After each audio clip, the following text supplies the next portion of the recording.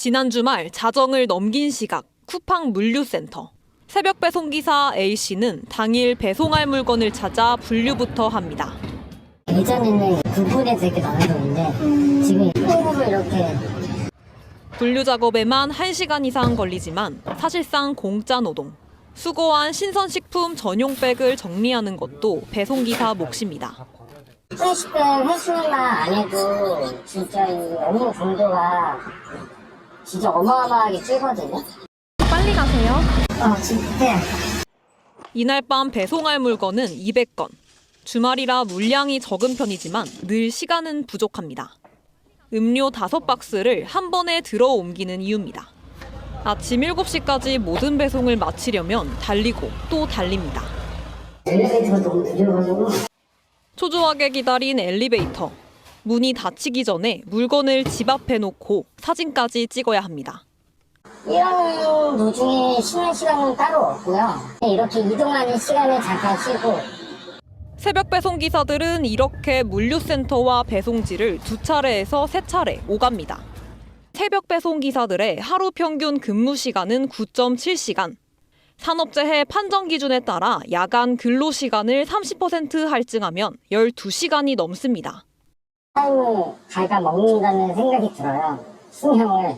야간 배송이 없어지면 저희도 일자리가 없어지는 거잖아요. 서로 개선할 게 있는 것 같아요. 2021년 사회적 합의로 택배기사의 주 60시간 이상 근무를 금지하고 분류 작업도 배제하기로 했습니다. 당시 쿠팡은 참여하지 않았지만 이 같은 합의는 지키고 있다고 밝혔습니다. KBS 뉴스 최지연입니다. 깜깜한 밤 전신주를 들이받고 멈춰선 화물차. 사고가 난 시간은 새벽 2시 15분쯤. 사고 화물차는 물류 창고와 배송지를 여러 차례 오가는 새벽 배송 업무 중이었습니다. 30대 배송기사는 화단과 전신주를 들이받고 크게 다쳐 병원으로 옮겨졌지만 결국 숨졌습니다.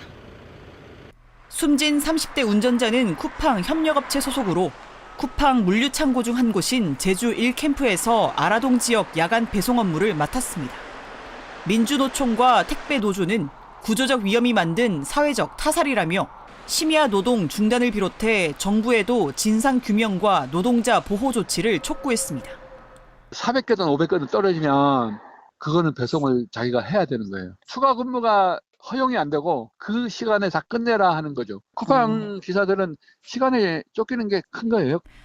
이에 대해 쿠팡 측은 현재 조사 단계인 만큼 회사 차원에서 공식 입장을 내기가 어렵다고 KBS에 전했습니다. 앞서 지난해 5월 쿠팡 새벽 배송 기사로 일하다 숨진 40대 정슬기 씨에 대해 최근 근로복지공단은 과로에 따른 산업재해라고 인정했습니다. 새벽 배송 관련 논쟁이 정치권까지 옮겨붙으며 주요 현안이 된 가운데 심야 노동 규제 주장에 대해 소비자 불편 우려뿐 아니라 새벽 배송을 하는 기사들도 반발하고 있어 논란은 계속될 전망입니다. KBS 뉴스 민소영입니다. 최근 제주에서 교통사고로 숨진 쿠팡 새벽 배송 기사 고 오승용 씨. 오 씨가 대리점 관리자와 나눈 메시지입니다.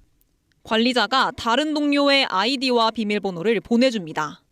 숨진 오 씨 본인 아이디가 아닌 아이디로 업무 시스템에 접속하도록 한 겁니다.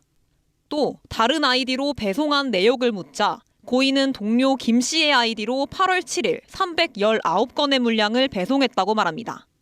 택배노조가 입수한 해당 대리점의 근무표를 봤더니 7일은 동료 김 씨의 휴무일.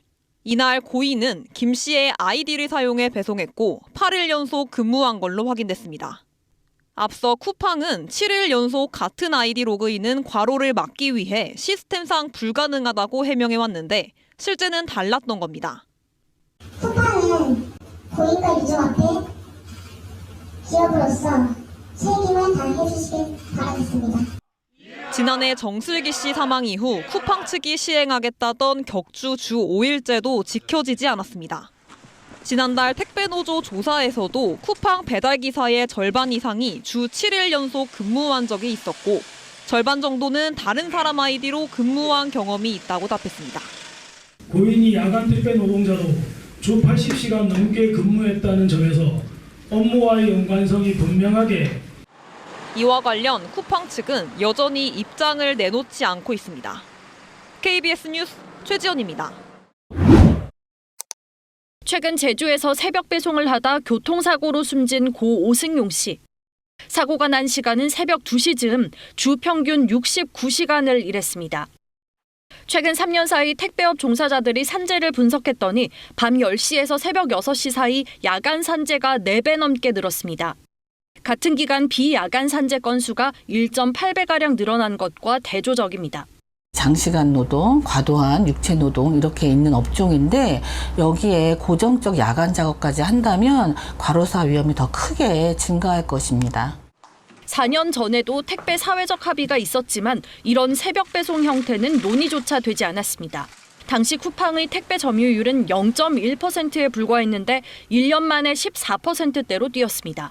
지난해엔 CJ 대한통운을 제치고 1위로 올라선 거로 알려졌습니다. 배송 기사 규모도 2만 6천여 명으로 추산됩니다.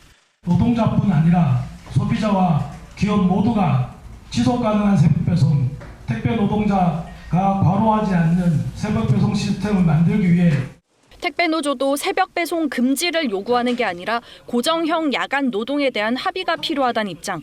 준비물 갑작스럽게 어린이집에서 물총 가져와 달라고 하거나 그럴 때 아이를 2명 키우다 보면 아무래도 많이 까먹을 일이 많거든요.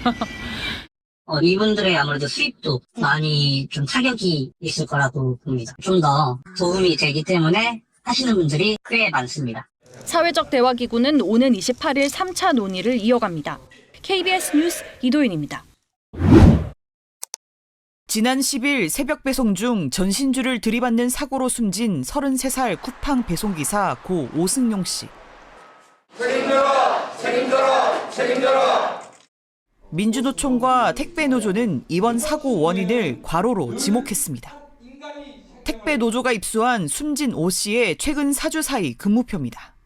주 6일 고정적인 새벽 배송 업무가 반복됩니다. 부친상을 당한 날까지도 5일 연속 새벽 배송을 맡았는데 사흘간 장례를 치르고 나서 하루 쉰 뒤 업무에 복귀한 날 사고로 숨졌습니다. 유족들은 주 6일 고정 철야 근무를 하던 고인이 부친 장례 이후 이틀간 쉬고자 했지만 받아들여지지 않았다고 주장합니다. 일주일에 6일을 계속 밤마다 12시간씩 일을 해야 했고 충분한 휴식도 취하지 못한 채 일을 하러 나갔다가 가족의 품으로 돌아오지 못하고 말았습니다. 올해부터 새벽 배송 업무에 격주 주 5일제를 시행하고 있다고 홍보한 쿠팡. 그러나 해당 대리점 소속기사 절반 가까이가 이를 지키지 않은 것으로 파악됐습니다. 한 사람이 일주일 연속 10여일 넘게 내리 밤샘 근무를 한 경우도 전체 3분의 1에 달했습니다. 업무 시스템에 같은 계정으로 연속 7일 이상 접속할 수 없다고 알려진 것과 다릅니다.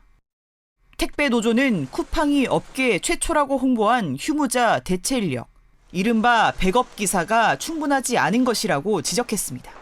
휴식권이 보장되지도 않는다는 것, 그리고 연속적 야간 노동이 주 7일 이상으로 만연해 있다는 것, 그리고 쿠팡 CLS가 스스로 내세운 과로 대책도 되지 않는다는 점이 확인되었습니다. 쿠팡 측은 여전히 입장을 내놓지 않는 가운데 유족과 택배 노조는 산업재해를 신청할 계획입니다. KBS 뉴스 민소영입니다.